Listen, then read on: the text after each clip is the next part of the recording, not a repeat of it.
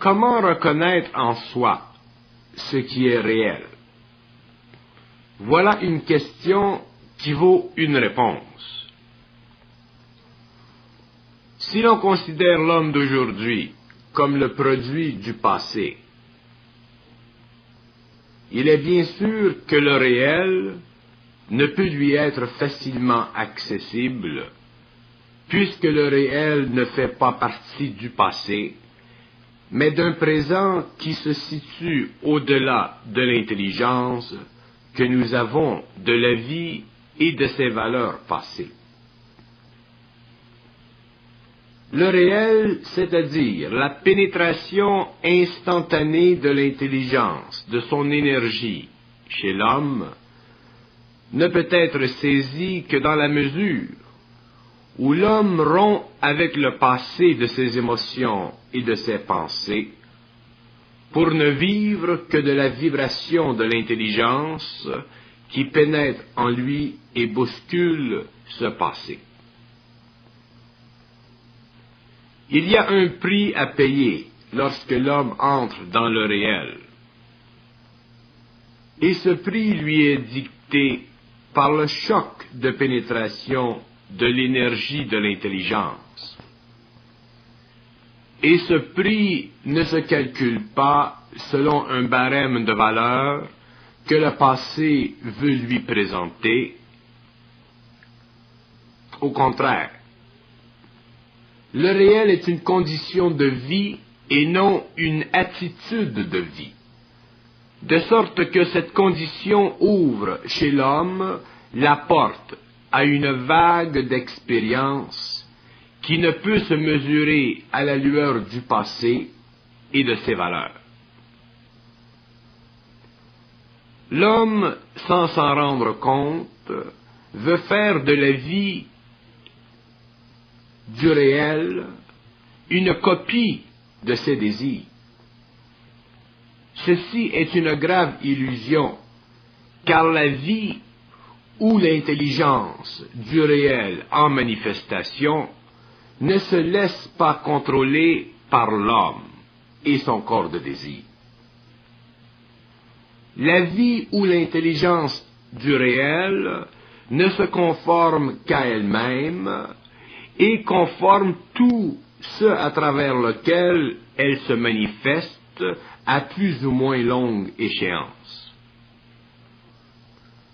L'homme d'aujourd'hui commence à sentir les forces de vie ou de l'intelligence, comme jamais auparavant, car un nouveau cycle de vie s'installe sur le globe. Et ce cycle qui correspond à l'intelligence supramentale et non à la mémoire humaine subjective, entraîne l'homme vers une dimension d'être-té qui a été longuement prognostiquée, mais que l'on ne reconnaît que dernièrement et que l'on ne comprendra qu'au fur et à mesure que l'homme aura réalisé qu'il ne peut plus servir deux maîtres à la fois, l'ignorance et l'intelligence. L'homme a cru pendant longtemps qu'il pouvait s'élever selon l'élévation de sa science. Mais il commence à réaliser que sa science ne fait pas partie de l'intelligence pure, mais de la mémoire de l'homme qui a servi au développement de son intellect. Le réel est sans fin, c'est-à-dire que la condition de vie qui expose l'homme à la descente de l'énergie de l'intelligence supramentale en lui n'a pas de limite, car elle rejoint d'autres conditions de vie qui exposent à l'homme la réalité d'une dimension de son esprit qui est libre de ses sens matériels et de son intellect, ouvrant ainsi pour la première fois sur Terre les secrets sans fin d'une conscience universelle et cosmique qui commence là où se termine la conscience sensorielle et intellectualisée du genre humain.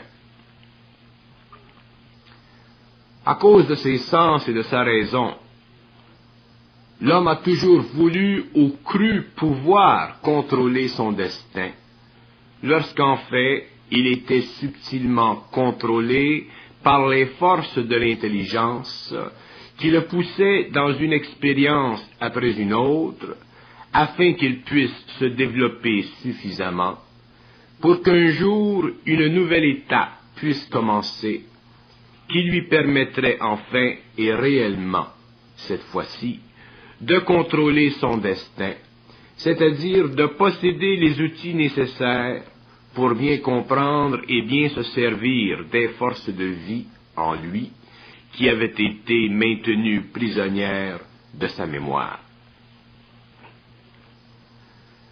Les hommes ont cru atteindre le réel par un certain nombre de voies différentes, les uns par la science et les autres par la spiritualité, et d'autres par la philosophie, d'autres encore par la psychologie ou les arts.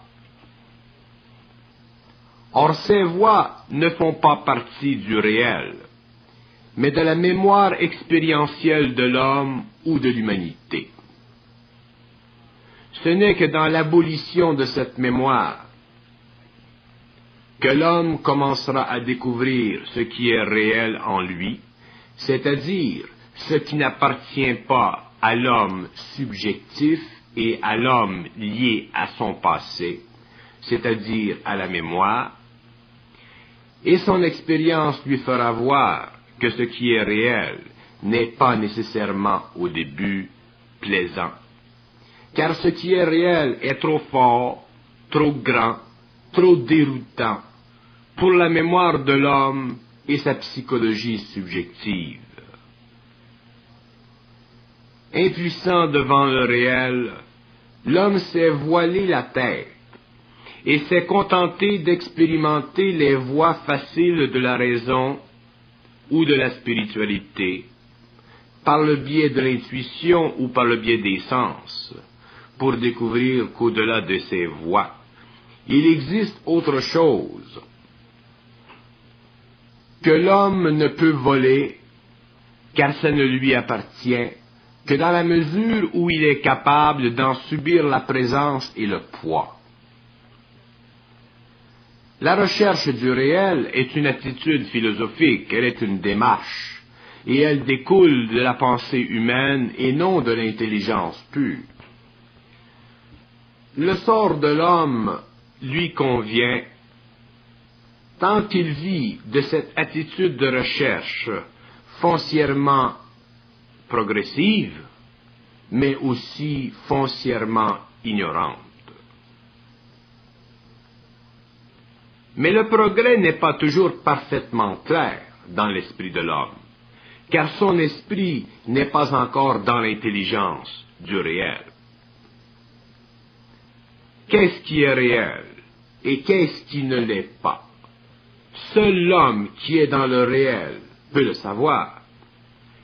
Les autres doivent attendre à la porte et le découvrir au fur et à mesure qu'ils avancent eux-mêmes dans l'expérience de cette intelligence, qui n'est pas de l'homme, mais le transperce jusque dans les fibres les plus denses de sa matière. Inutile pour l'homme de croire que le réel est dans cette direction ou dans une autre, puisque le réel est universel et s'applique à tous les hommes sans exception, quel que soit leur tempérament ou leur caractère, ou l'origine sociale ou nationale.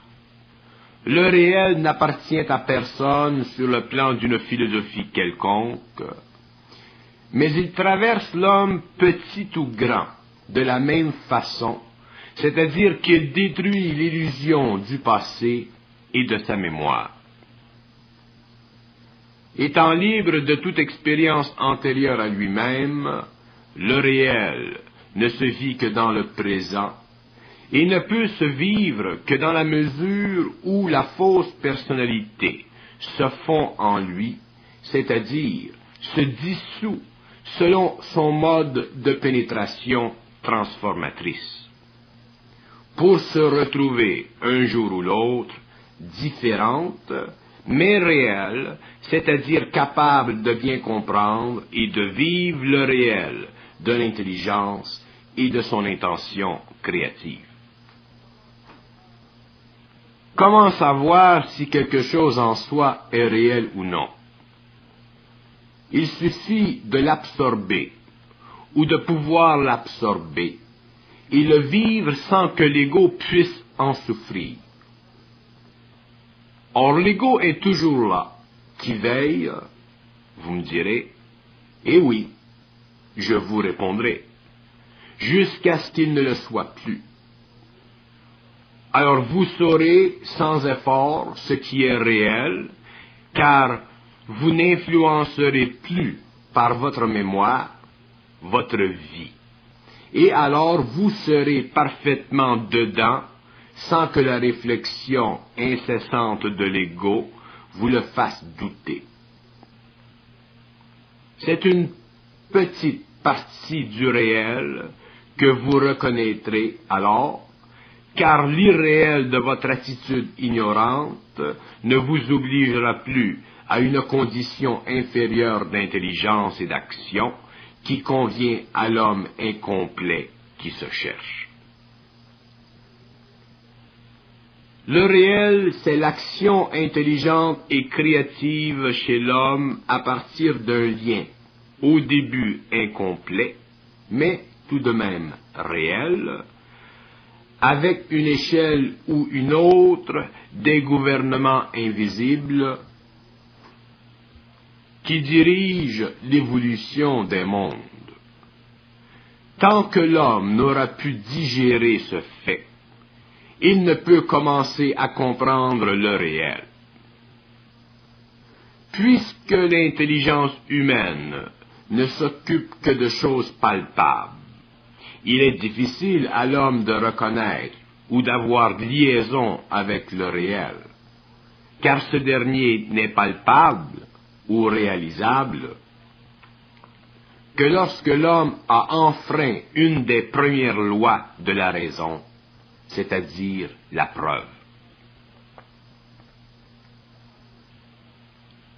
La fameuse preuve que tout homme raisonnable a de besoin pour se barrer à jamais, malgré lui-même, l'accès au réel.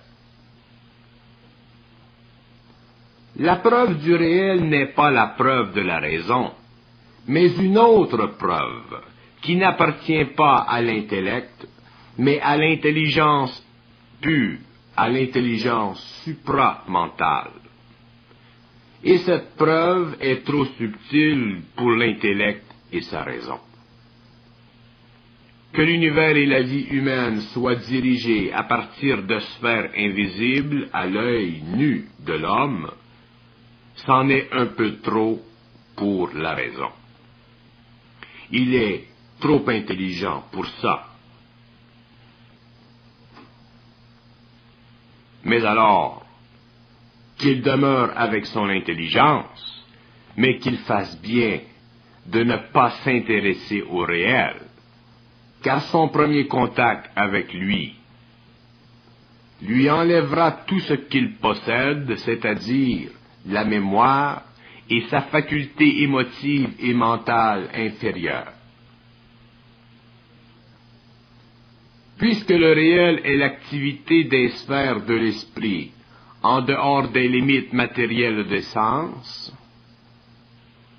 l'homme se doit de voir et de bien comprendre que sa vie matérielle est agencée selon les lois de ces sphères et que l'intelligence du réel requiert qu'il réalise son appartenance relative avec ces sphères selon sa capacité individuelle de réunir à la fois l'intelligence réelle en lui et le pouvoir vibratoire de cette intelligence à travers ses propres principes. L'humanité entre dans un cycle d'évolution qui doit affecter la totalité de l'humanité au cours des siècles qui suivront le début de ce cycle. Pour la première fois depuis le début de la civilisation terrestre, l'homme sera informé de l'avenir de l'humanité et pourra comprendre son évolution future, car son intelligence sera ajustée, c'est-à-dire harmonisée au plan de vie que doit connaître l'humanité alors que l'accès aux sphères invisibles lui sera pour la première fois donné. L'homme ayant pour la première fois de son histoire accès aux sphères du pouvoir de l'esprit sur la matière, sera en mesure de comprendre et de réaliser le réel, c'est-à-dire le contrôle total et absolu des sphères sur l'évolution inférieure des planètes et leurs différents royaumes.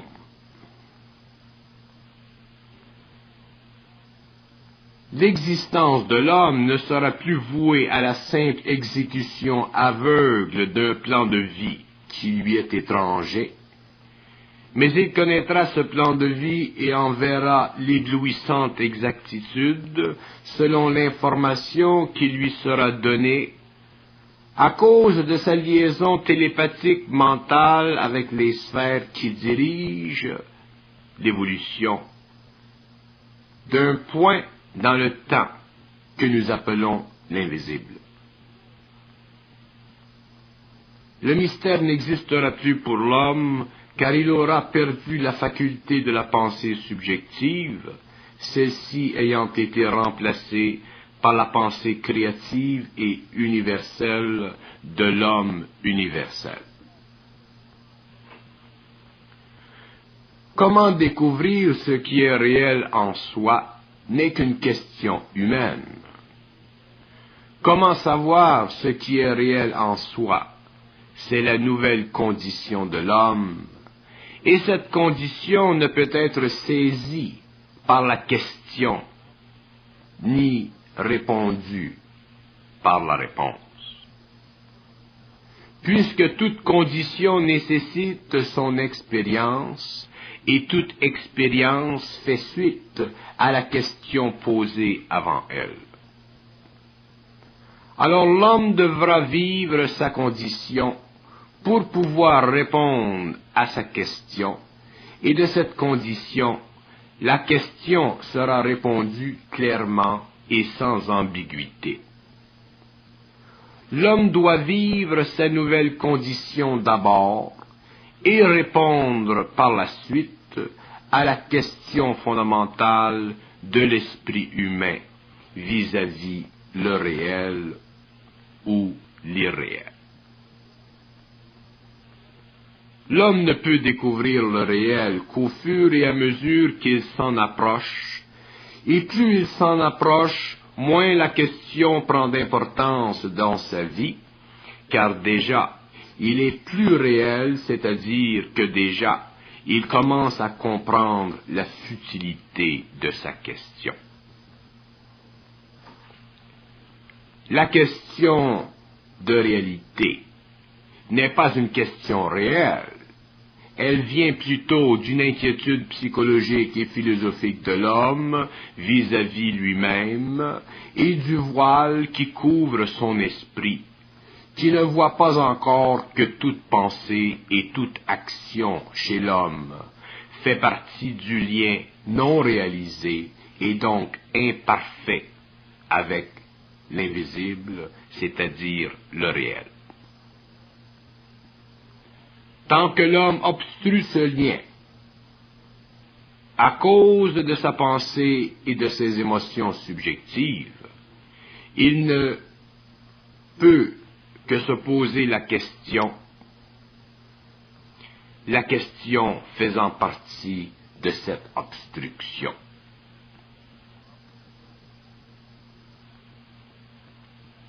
Pour que l'homme puisse facilement concéder la présence et l'activité des forces intelligentes et créatives, ou des forces retardataires et destructives, existant dans ce qu'il appelle l'invisible, il doit être suffisamment informé, c'est-à-dire instruit dans une science de l'intelligence capable de lui faire réaliser un peu le réel de l'intelligence à travers la travestie de sa personnalité vouée au culte du petit moi.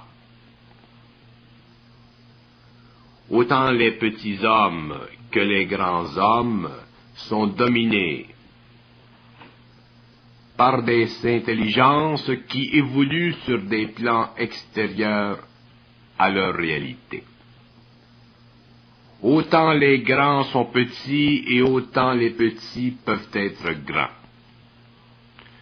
La loi de l'évolution se charge du statut de l'homme et l'homme ne peut que s'y plier tant qu'il n'est pas lui-même en contact avec ses intelligences. Alors seulement peut-il dire qu'il n'est ni grand ni petit, mais universel. La protection de l'homme n'est pas contre lui-même, mais contre celui qui se croit plus grand que lui.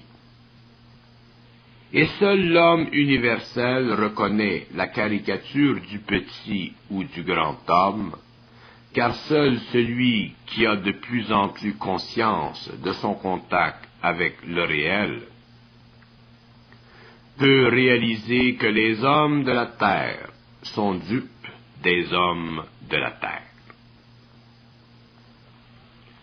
C'est à partir de ce moment qu'il ne cherche plus à trafiquer avec les hommes que dans un sens, c'est-à-dire dans le sens qu'il convient pour lui d'appeler le sens de sa propre réalité. C'est la réalité de l'homme qui se conscientise, qui devient la mesure de sa relation avec l'homme, et non plus l'impression laissée sur son esprit de ce que l'homme croit être réel. À partir de ce moment, l'homme se détache de l'humanité, non pas encore sur le plan de son corps matériel, mais sur le plan de l'intelligence de son esprit. Plus tard, la séparation sera totale, lorsque l'esprit de l'homme et l'esprit de l'intelligence seront réunis sur un plan plus subtil de la terre, que nous pouvons appeler les terres de l'homme de demain. L'invisible n'est pas réel pour l'homme, car l'homme n'a pas encore entamé de dialogue avec lui. Et s'il a entamé le dialogue, il n'y est pas encore entré pleinement et consciemment.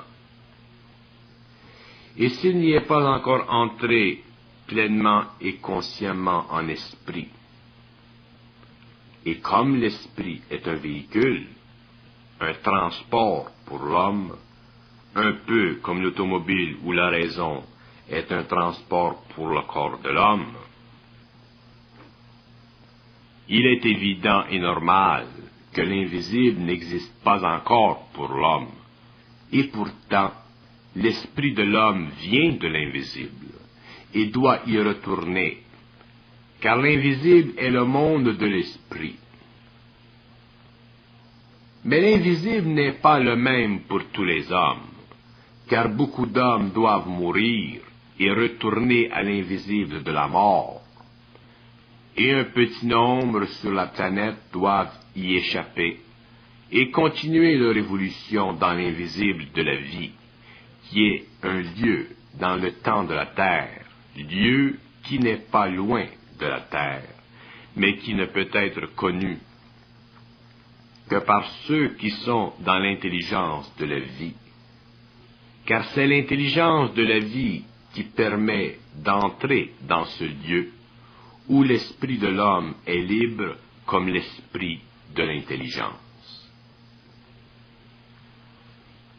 Le phénomène de l'intelligence réelle est nouveau sur la Terre, et peu d'hommes encore aujourd'hui le connaissent, bien que le nombre sans cesse grandisse. Et ce qui est le plus surprenant c'est que le phénomène de l'intelligence réelle est tellement différent de ce que les hommes peuvent s'imaginer que l'intelligence réelle ne peut parvenir à se loger que dans ces hommes qui la connaissent déjà, mais qui l'ont oubliée à cause de l'interférence que crée leur mémoire.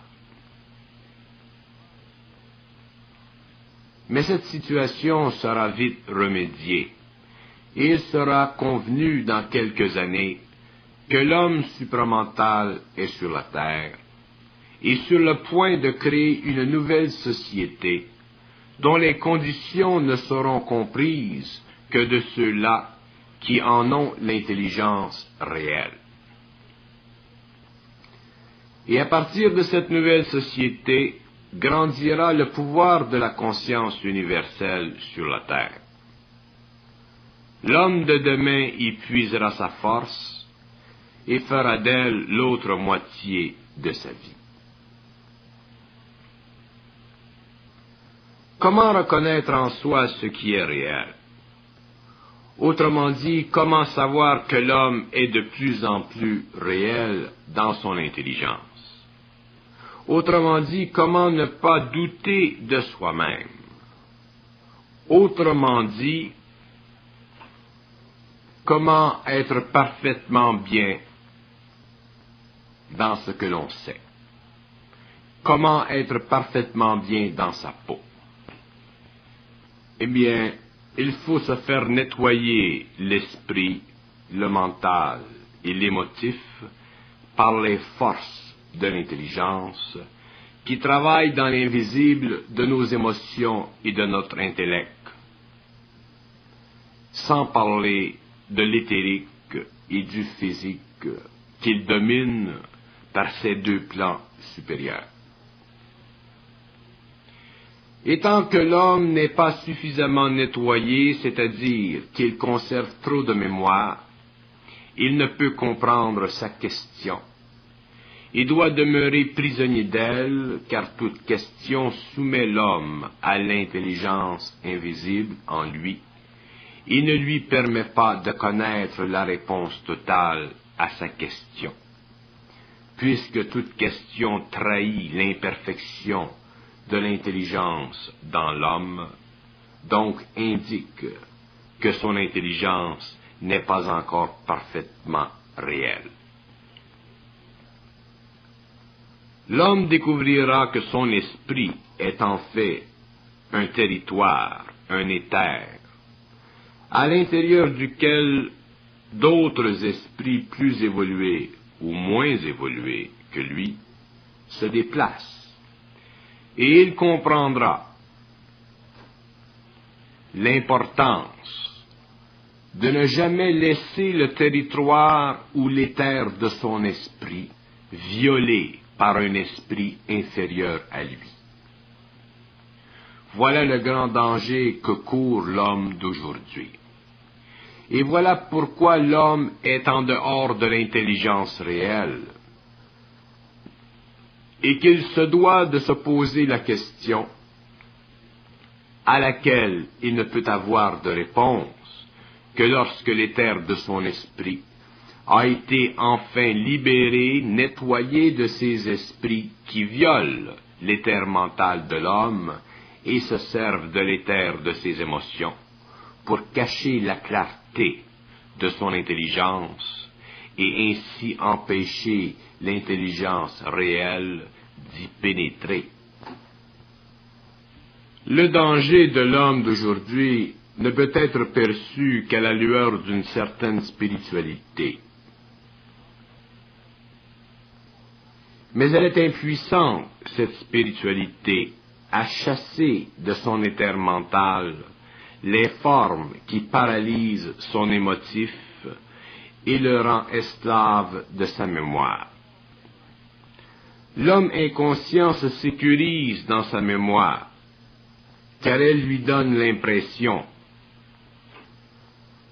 de pouvoir discerner entre le bien et le mal, lorsqu'en fait le bien fait partie de l'éther mental, alors que le mal fait partie de l'éther inférieur émotif. Le discernement entre les deux requiert que l'homme ait un éther mental et un éther émotif parfaitement équilibrés, c'est-à-dire qu'aucun esprit ne puisse y pénétrer. C'est alors que l'on dit qu'il est dans son intelligence réelle, car l'intelligence pure seule peut déclarer à la fois l'éther mental et l'éther émotif de l'homme, et lui faire réaliser parfaitement la différence entre le bien et le mal. Sinon, pour un, telle action sera bien, et pour l'autre, mal. Et pour un, elle sera mal, et pour l'autre, bien. C'est ce qui crée la division qui mène à la guerre. Lorsque l'homme aura enfin réalisé que ses pensées et ses émotions sont des formes d'énergie maniées et contrôlées dans les plans invisibles, il sera bouleversé, et ce bouleversement se traduira par une mutation de son intelligence et une élévation de son esprit, de sorte que son éther mental inférieur et son éther émotif ne seront plus désormais des espaces où toutes sortes de fraudes sont créées pour le bénéfice de certaines intelligences contre le bénéfice de l'homme et de l'individu. La guerre de l'esprit sera commencée, et l'homme en sera le témoin. Le phénomène de télépathie s'accentue avec le développement de l'intelligence, et l'homme doit apprendre à reconnaître ce qui est réel dans son intelligence, non pas en fonction de ce qu'il reçoit télépathiquement, mais en fonction de ce qu'il réalise télépathiquement. C'est-à-dire que toute réception télépathique doit s'accompagner du jugement de l'individu, c'est-à-dire de cette faculté interne de son intelligence naturelle de discerner l'information télépathique. Aucun homme ne peut se faire commander télépathiquement sans subir une déformation de son intelligence. Or, l'intelligence de l'homme doit être accrue, c'est-à-dire qu'elle doit répondre à une très vaste gamme de fréquences dans son cerveau, afin que toute communication télépathique lui convienne parfaitement. Si cette large base de fréquences n'est pas établie, la communication risque d'être astrale ou purement spirituelle. Il ne peut convenir qu'à celui qui est encore dupe d'une intelligence non harmonisée à la sienne, sur les plans supérieurs de la mentation. Les années qui viennent représenteront un grave danger pour l'homme, car la télépathie dont il ne commence qu'à découvrir la réalité sera le moyen le plus personnel qu'emploieront des intelligences sur des plans invisibles pour communiquer avec l'homme. Seule l'intelligence mûre de l'homme peut comprendre son prédicament, et seul cet homme qui possède cette intelligence mûre peut prêter l'oreille à des renseignements de grande urgence. Comment reconnaître ce qui est réel en soi fait partie du combat qui se joue entre l'astral et le mental. Et tant que l'homme ne sera pas complètement libre de l'un, il ne pourra parfaitement comprendre l'autre. Voilà une des nombreuses et nouvelles conditions de vie que l'humanité au large apprendra à reconnaître selon l'expérience et la maturité de chaque individu. Maintenant que les dangers sont de plus en plus pointés pour le bénéfice de l'homme, il ne lui reste plus qu'à les réaliser et à les comprendre. La télépathie n'est pas un bien en elle-même. Elle offre de très grandes possibilités à l'homme, mais aussi elle lui présente de graves dangers. Jusqu'au jour où sa maturité sera suffisante pour qu'il ne puisse plus être victime de déception ou de fraude, de quelque sorte que ce soit. Puisque l'homme développera ses pleines facultés télépathiques, il devra auparavant se rendre compte que cette faculté doit être ajustée et que tout contact avec l'astral ou les plans inférieurs de l'intelligence doit être éliminé de sa conscience humaine. Autant la pensée humaine que l'homme a connue depuis le début de la 5e race a été un bienfait et une source de souffrance, autant la télépathie sera un couteau à 2 tranchants dans l'avenir de l'humanité. L'intelligence pure doit primer toute activité mentale chez l'homme, et tant que ce dernier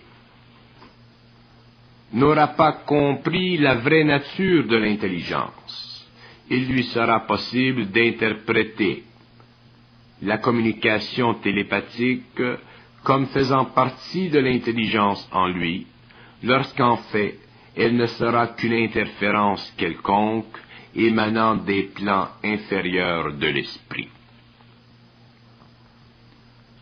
L'homme doit être mis en garde et rappelé que l'intelligence universelle est parfaitement harmonisée à son être.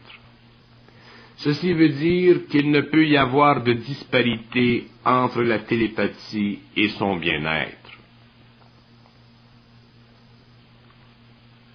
Autant la télépathie peut servir de canal pour posséder l'homme, autant ce dernier doit pouvoir reconnaître l'appui de son intelligence réelle et de sa volonté réelle pour cette télépathie.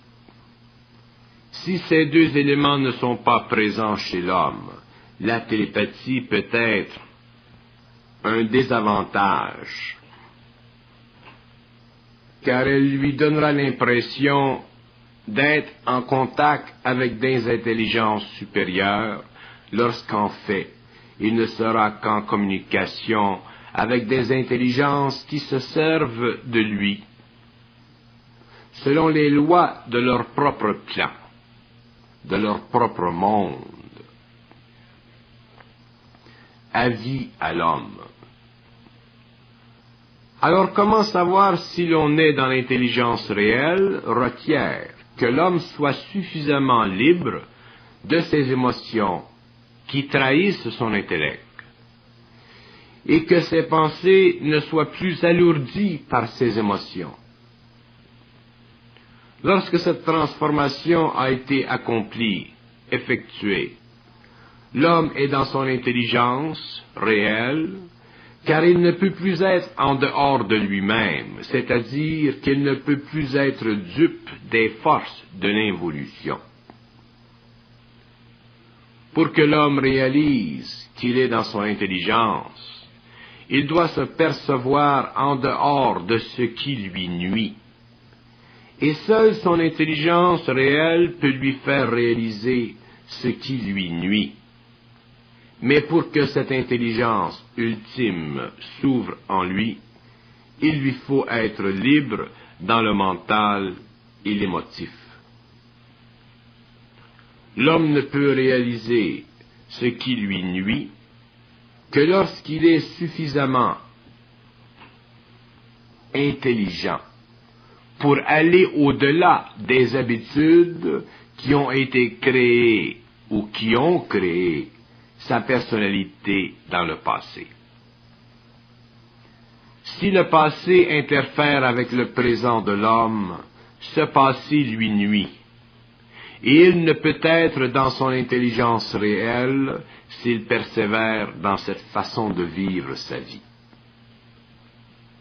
L'homme a de la difficulté à reconnaître s'il est dans son intelligence ou non, car il y a encore en lui du passé qui lui nuit. Être totalement dans son intelligence veut dire être parfaitement équilibré dans son émotif et son intellect. C'est le résultat de ce travail sur ces deux plans de vie qui permet à l'homme de savoir si son intelligence est réelle. La télépathie sera une règle de mesure de l'intelligence humaine, car elle prédisposera l'homme à une myriade d'interprétations subjectives de la pensée. Et le passage d'un plan inférieur à un plan supérieur d'intelligence sera reconnu par l'homme lui-même selon la transformation de ses corps inférieurs. L'interprétation subjective des pensées qui découle du phénomène télépathique intervient chez l'homme par réaction psychologique au vrai ou au faux. L'homme doit dépasser ce stage avant de vivre de son intelligence réelle. C'est pourquoi le phénomène télépathique n'est en substance qu'une version psychologique des lois de l'intelligence. En fait, la télépathie n'est qu'une augmentation temporaire ou permanente du pouvoir vibratoire de l'intelligence chez l'homme. Mais comme nous ne réalisons pas encore les lois de l'intelligence réelle, nous avons tendance à croire que la télépathie existe telle que nous la concevons, lorsqu'en fait notre conception est une déformation de notre intellect vis-à-vis l'intelligence réelle et instantanée chez l'homme conscient. Tant que l'homme n'est pas parfaitement dans son intelligence réelle, il est sujet au phénomène de télépathie tel qu'il le conçoit. Ce n'est que lorsqu'il est parfaitement dans son intelligence qu'il réalise la nature réelle de la télépathie et que cette dernière fait partie de la nature même et instantanée de la communication entre les êtres qui forment un éther commun ou qui sont sensibilisés à un éther de haute vibration qui pénètre la leur. Comment savoir si on est dans l'intelligence veut dire comment être parfaitement télépathique avec l'éther de l'intelligence qui permet aux hommes de communiquer entre eux ou aux hommes de communiquer avec les hautes sphères de l'intelligence universelle. La télépathie protège l'homme selon le degré d'évolution de son esprit. Plus l'homme est évolué en esprit, plus il est télépathe, car ses centres d'énergie répondent plus clairement aux impressions vibratoires créées par les forces de l'intelligence réelle. Ne cherchez pas à être télépathiquement sensible, cherchez plutôt à être près de vous-même. Et votre télépathie s'accentuera et votre intelligence plus présente. L'homme découvrira qu'il n'y a pas de différence entre être télépathique et être sensible à l'intelligence universelle. L'homme découvrira que l'intelligence réelle est le résultat d'une communication avec les sphères supérieures de l'évolution et que la télépathie est un aspect de ce lien avec l'invisible. Mais il doit réaliser que l'intelligence réelle est un nouveau cycle d'évolution sur Terre et que la découverte de ce qui est réel est en directe fonction de sa capacité de comprendre la différence entre la télépathie supramentale et la télépathie mentale inférieure. La mesure du réel est en fonction de l'ajustement de ce corps mental inférieur et de l'émotif pour que l'intelligence de l'homme soit supramentale, c'est-à-dire libre des interférences possibles des forces qui alimentent et qui cherchent à retarder l'évolution de l'homme et à le maintenir dans l'ignorance.